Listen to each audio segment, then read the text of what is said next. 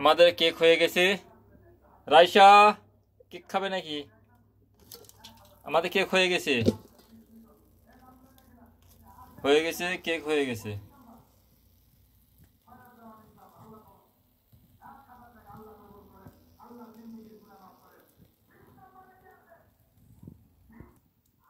আমাদের কেক হয়ে গেছে। রাইসা তুমি কেক খাবে? এই কিভাবে কেক তৈরি করলাম আমরা, দেখছেন? সুন্দর একটা কেক তৈরি করছে এই যে। রাইসা তুমি কেক খাবে? হুম, হ্যাঁ সুন্দর হয়েছে কেকটা। হ্যাঁ আমরা খাবো কিছুক্ষণ পর। বাড়িতে কেক তৈরি করলে আমাদের